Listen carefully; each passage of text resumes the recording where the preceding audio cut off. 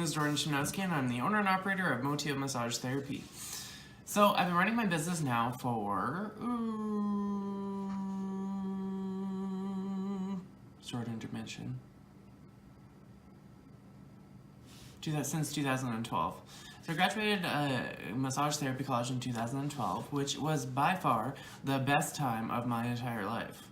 The whole idea behind me going to school when I first started getting into massage therapy was because, well, one, my mother told me I needed to find a job or move the hell out or go to school. And so I was 19 years old, didn't really know what I was doing, what I wanted to do. I had no bloody clue. And so basically I had no idea what I wanted to do, went to every single orientation that I could possibly go to, and whether that was University of Manitoba, University of Winnipeg, maybe it was a Herzing College, whatever the college might have been, I went to every single one of them. I used to work at Canadian Blood Services, and there was where I actually was introduced to massage therapy. And I was introduced to massage therapy by a couple of nurses who were massage therapists prior to the time they were nurses. And so this really was kind of intriguing to me because they were working from a touchy-feely kind of business and going into this very professional, more medicinal part of business and or of a career. So basically I had decided I needed to go and check it out. So I talked to some of the nurses and I asked them, I was like, okay, well, when is the, where did you guys do your training? What kinds of training did you do? What's the job look like? Like, what kind of money do they make? And I started asking these questions. Well, all the nurses, they were all telling me that, that they left the industry for various reasons. Maybe it was because they didn't make enough money. Maybe they didn't feel like it was really for them. It was just a starting point for them to get into nursing. There's a whole list. These few nurses that were massage therapists at one point were very inspirational when it came to me actually trying to find out what I was wanting to do for the rest of my life. And so, knowing that, I had worked through Canadian Blood Services for a whole year, and I was coming up to my anniversary year at CBS, and I found out that I still had no idea what I wanted to do for school. I didn't know if I wanted to go back to school. I didn't know if I was moving out. I didn't know what I was doing, and I had basically a month to let my mother know what my decision was, whether or not I was moving out, if I was going to school, so on and so forth. After I found out about Wellington College of Remedial Massage, which is where I had done my graduating class, they had an orientation. In the orientation, it was really interesting. I walked in, it kind of had this like Harry Potter feel to me. They had a big crest on the wall. It was, at the time, I still am, but I'm a total Harry Potter geek. And so, with all these kinds of feelings of being new agey or having a naturalistic kind of way of living, was obviously kind of the area that I wanted to go into. Whether or not it was homeopathic medicine or it was massage therapy or chiropractics, physiotherapy, it had to be some kind of alternative healing, because I felt like I had this ability to help people. And so I went to the orientation. They gave us a tour around the school. And then they ended up taking us all into the lecture hall.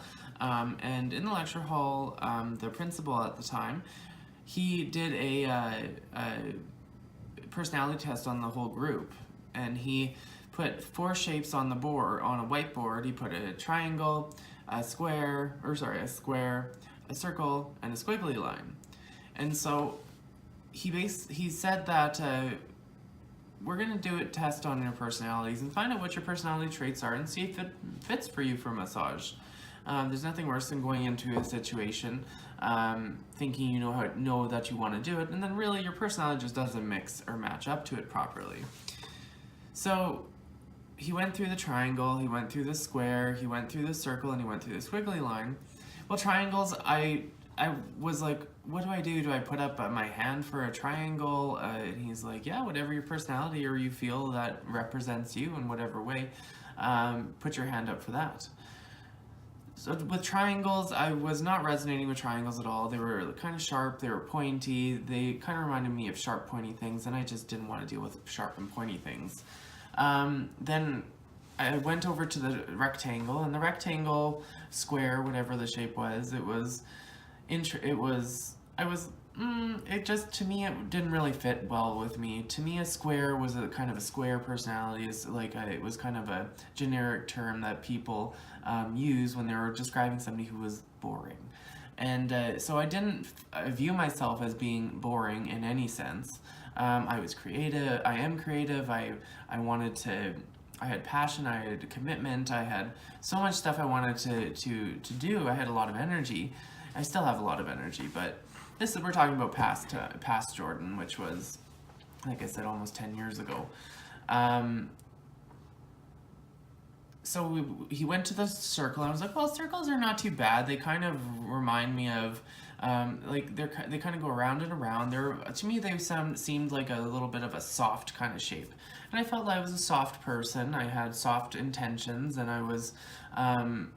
I felt like that may have resonated with me, but there's just something about it, of it having borders, the circle being a border, that just didn't really match up to me, because I like to be able to like explore things and like check things out and try new things. And to me, a circle, I felt like I would be in a fishbowl almost, so swimming around and around and around and around, with really just like looking at that, looking at this, looking at that, and it didn't resonate with me to begin with. So then he said, okay, for those of you who think you are squiggles, put your hands up. So I was like, well, I'm not a triangle, I'm not a square, I'm not a circle, I must be a squiggle. So I put my hand up. There's only about 7 of us in the group of 30 people who put our hands up for this, presentation, or this experiment. And the principal turned around and he said, well, that's the personality of a massage therapist. And so I just had this like fire, this ignition that just happened inside of me, where it was like, oh my God, you are here. You are supposed to be here. This is your way of life. This is exactly where you needed to be. I just had that feeling that I was in exactly the right place at the exact right time, and I was meant to hear and do whatever it was that happened at that point in time. So I decided I was going to go forward with schooling. I went home and I told my mother what I wanted to do, and she's like, a massage therapist? Why do you want to be a massage therapist? And I was like, I don't know, it just seems to be something that resonates with me somehow. At the time I was 19 years old, so the world was my oyster at the time, so I was like, well, here's a starting point. It might be a good time to start. Like, they make this amount of money, they're doing things that I like to do, which is help people and be useful and be helpful, and I think this is what I need to do, Mom. And so she's like, okay. I was like, okay, I need $1,100 tomorrow so I can go drop off a deposit. And she's like, $1,100? How much is this course cost? I was like, $22,000. She's $22,000? Do you have that money? I had no money. I had maybe $3,000 in my bank account at the time, and that was my entire savings of everything. I had no car. I didn't have any assets at all. I had $3,000 in my bank account, and that was all. And so I was like, well, I can pay for this way. She's like, you're gonna need to go to student loans, and you're gonna need to kind of do that thing. So whatever. I went to student loans. I got approved for it, and carried forward. She said, when does the schooling start? And schooling started, I went to the orientation in May, started schooling in August, which was the start date. August 23rd, 2010 is the start date that I had. And I remember that because I drove up to the school. No, my mother dropped me off, I think, to the school. I was wearing this like neon blue and pink shirt with like skulls and like flowers on it, and I had like these long sleeve black long sleeve shirt underneath, and I don't know, it was the style at the time, wearing a t-shirt over over a long sleeve shirt. I don't know why, but for whatever reason. Anyways, that's irrelevant. I remember just sitting there in August, looking up to the sky, or looking up and just sitting or standing in front of the port, or in front of the school, and just feeling completely at ease with the way I was going forward. Now, saying that, it was not an easy breeze, and we'll get into that in a future video about what my experience was like through school.